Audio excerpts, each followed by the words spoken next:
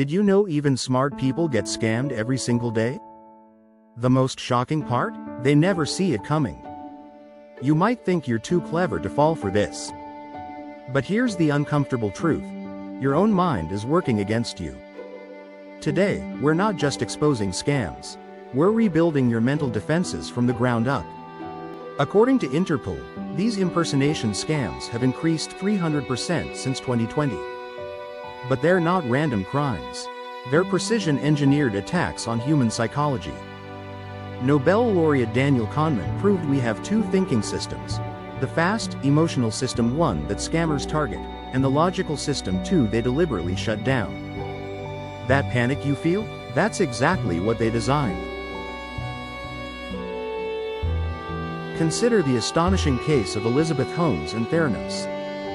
At just 19, Holmes dropped out of Stanford to revolutionize blood testing.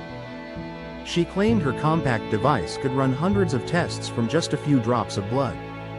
The technology attracted luminaries like Henry Kissinger and George Shultz to her board, while investors poured in nearly $1 billion. What most people don't realize is how meticulously Holmes crafted her deception. She adopted a deep voice intentionally, knowing it conveyed authority.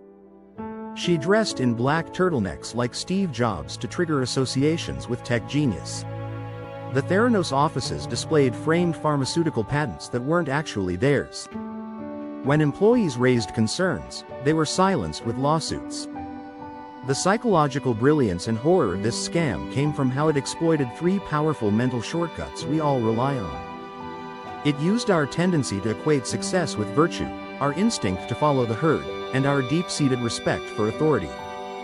Together, these forces created a perfect storm of deception that bypassed logic entirely. Even when whistleblowers came forward, many investors doubled down rather than admit they'd been fooled. This reveals a painful truth about human psychology. We'll often cling to lies to avoid the shame of admitting we were deceived. Now, understanding these psychological traps is only half the battle. The real breakthrough comes when we flip our natural instincts upside down. Let me show you how negative thinking, that uncomfortable habit we usually avoid, becomes your greatest superpower against scams. Pillar 1. The counterintuitive power of negative thinking. Frank Abagnale, the reformed con artist immortalized in movie Catch Me If You Can, teaches that our greatest vulnerability is assuming, it couldn't happen to me. His most valuable insight? Train yourself to ask, how could this be a scam? Before even considering, is this true? Let's examine how this applies to a common scenario where you receive a WhatsApp message from a number claiming to be your niece. She says she's in trouble and needs money wired immediately. The language sounds like her, and she even references a private family joke. Most people's instinct is to focus on verifying the positive by asking, does this sound like my niece? The scam-proof mind flips this to ask, what evidence do I have this isn't a scam? This subtle shift activates different neural pathways, engaging your analytical thinking before emotions take over. In practice, this means never acting on urgent requests without independent verification, creating family code words for emergencies, and always calling back on known numbers. A real-world example comes from Singapore's OCBC Bank, which faced a wave of phishing scams. The bank implemented a cooling-off period policy where any request for large transfers now requires a mandatory 24-hour delay. This simple measure has prevented millions in losses by breaking the scammer's urgency tactic. Pillar 2. The FBI's verification framework.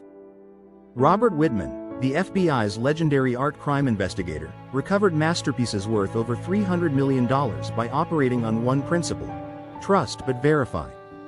His approach provides a blueprint for everyday scam prevention that involves examining three key aspects. First is source verification to confirm the true identity of the person making the request. Second is channel verification to ensure the communication follows normal patterns.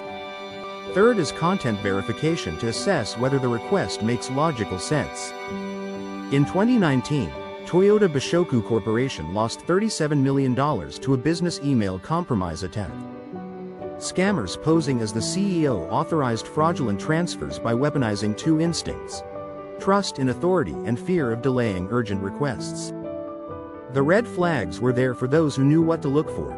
Emails arriving at unusual hours, bypassing normal approval channels, and creating artificial urgency. Applying Whitman's verification framework to daily life means building smart habits. For example, if your bank calls, hang up and call back using the official number. When friends message asking for money, ask personal questions only they would know to verify their identity. These practices create essential friction that disrupts scammers' operations by slowing down what they want to be a rushed, emotional decision. Pillar 3. Pre-commitment, your psychological armor. The $65 billion Madoff Ponzi scheme succeeded not because the fraud was sophisticated. It worked by exploiting our tendency to abandon rules when everyone else seems to be participating. Investors ignored red flags because others were investing, demonstrating how easily we can be swayed by group behavior. Behavioral economist Dan Ariely calls this the power of pre-commitment. It means setting personal rules during calm moments to create automatic defenses for when we feel emotionally vulnerable. For example, always allow a cooling-off period for financial decisions, and consult 2 independent sources before acting. Warren Buffett exemplifies this approach by requiring written answers to specific questions before discussing any numbers in his rigorous pre-investment process. This disciplined pre-commitment to due diligence has successfully protected him from fraud for decades by creating systematic barriers against impulsive decisions. The heartbreaking reality is that scam victims often resist help because admitting the truth feels worse than continuing the deception. Consider the heartbreaking case of a 64-year-old Malaysian retiree who lost $500,000 to a love scam. Even after realizing the deception, victims often keep sending money, trapped by shame and the false hope of recovering losses. Effective intervention requires understanding the psychology of sunk costs, where the more victims invest, the harder it becomes to admit it was a scam. The breakthrough typically comes when family members or friends shift their approach to acknowledge the victim's good intentions. Next, they protect the victim's dignity by describing the scammer as a professional manipulator instead of blaming the victim's judgment. Finally, they offer a graceful exit by working together on verification. For example, saying, "I know you believed this person cared about you," validates their emotional truth. Romance scammers train for years to manipulate even the most cautious hearts, removes personal blame. Then, "Let's visit the bank together, just to see what options we have," provides a non-threatening path to verification. This approach works because it addresses the psychological barriers while guiding toward truth. The ultimate goal isn't just recovering lost funds, but restoring something far more precious, their trust in their own judgment.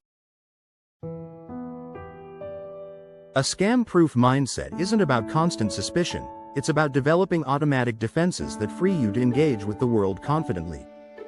Like a skilled martial artist, you cultivate reflexes that activate precisely when needed, while maintaining normal functioning otherwise. Begin today by training the instant reflex to pause, think, and verify. Implement strict checks for unusual demands, and codify your financial rules in advance. Remember, in a world full of predators, the greatest protection isn't what you know, but how you think. Share this knowledge generously, because collective immunity becomes our strongest defense when more people develop these skills. Now go forth not in fear, but with the quiet confidence of someone whose mind is prepared. Thank you for watching.